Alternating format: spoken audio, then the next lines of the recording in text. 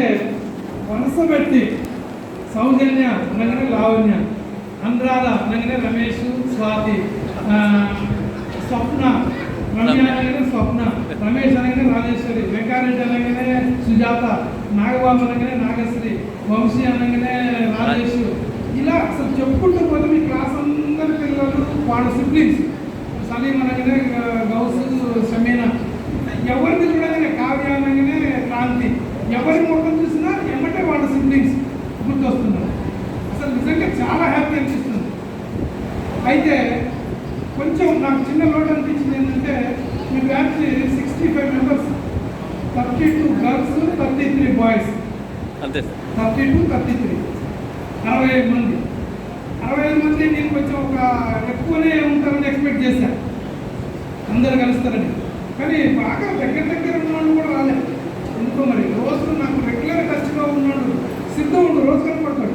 షమీనా ఉంది, శబానా ఉంటుంది. వీళ్ళందరూ మీ బ్యాచ్. వీరభద్రం రెగ్యులర్గా ఇల్లందరూ ఉంటుండే వాళ్ళందరూ కూడా.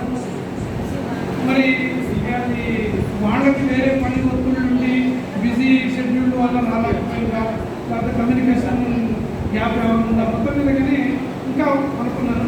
ఎనీహౌ సరే, ఎంతమంది వచ్చిందో అన్నది కాదు, గ్యాదర్ అయినవా లేదా.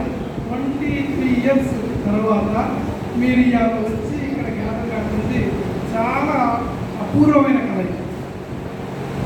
ఇంతమంది పిల్లలు ఇక్కడ కలవడం, ఇందులో చాలామంది పిల్లలు మధ్యలో కనపడతారు. అసలు కొంతమంది పిల్లలు అయితే నాకు తెలిసి ఒక 22 ఇయర్స్ తర్వాత చూస్తున్నట్టే. ఇప్పుడు రెగ్యులర్గా అసలు ఇప్పుడు కళ్యాణి ఉంది, నేనైతే 10th తర్వాత అమ్మాయిని ఇవ్వాలనుకుంటాను. ఇప్పుడు రాము ఉండు, రాము అంతే 10th తర్వాత ఇవ్వాలనుకుంటాను. చాలామంది పిల్లలు, కొంతమంది మాత్రమే మధ్యలో కలుస్తున్నారు. మిగిలిన వాళ్ళు తక్కువే కలవడం అనేది. అయినా సరే ఇవాళ మాత్రం అందరూ కలవడం వల్ల చాలా సంతోషం అనిపిస్తుంది. ముఖ్యంగా నాకు మీ బ్యాచ్లో వెంకారెడ్డి అప్పుడప్పుడు మెసేజ్లు పెడుతున్నాడు. ముఖ్యంగా టీచర్స్ డే రోజు పెట్టారు. టీచర్స్ డే రోజు వచ్చే మెసేజ్లల్లో సరే ఎంతోమంది పిల్లలు పెడుతుంటారు, ఎంతోమంది తెలిసిన వాళ్ళు పెట్టారు. కానీ మన పాత స్టూడెంట్స్ పెట్టినప్పుడు కొంచెం బాగా లాస్ట్ ఇయర్ 10th అయిపోయిన పిల్లవాడు, 2 ఇయర్స్ క్రితం 10th అయిపోయిన పిల్లవాడు పెట్టినప్పుడు ఇంకా ఎఫెక్టివ్ అనిపించదు. నేను 22 ఇయర్స్ క్రితం 10th అయిపోయిన పిల్లవాడు పెడితే వాడు ఇంకా నన్ను గుర్తుపెట్టకుండా అనేది ఇంకా కొంచెం హ్యాపీగా అనిపిస్తుంది. మీ బ్యాచ్లో దాదాపు నాకు తెలిసి ఒక 15 మంది అబ్రాడ్లో ఉన్నారు. వాళ్ళందరూ కూడా మంచి పొజిషన్లోకి వెళ్ళిపోయారు. చాలా హ్యాపీ.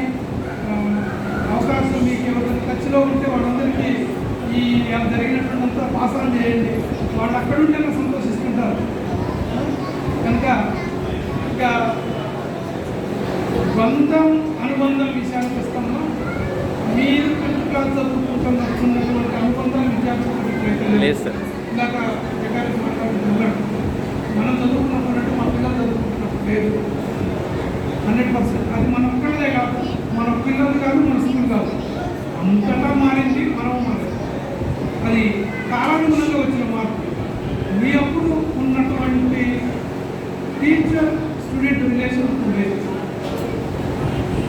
ఇక ఏంటంటే ఓల్డ్ ఈజ్ గోల్డ్ అంతే. అట్లా అనుకొని మనం వాటిని స్మరించుకుంటూ ఉండట్లేదు. మారిన పరిస్థితులకు అనుగుణంగా మనం మారాల్సింది, మారక తప్పదు. మనం అప్డేట్ కాకపోతే అవుట్డేట్ అవుతుంది. కనుక అప్డేట్ కావాల్సింది. కనుక ఇప్పటి పిల్లలకు తగ్గట్టుగానే ఇప్పుడు ఉండాలి.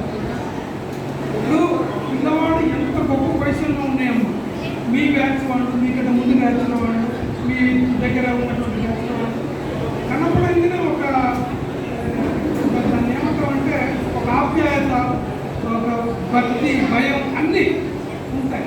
ఉండి దగ్గరికి వస్తారు.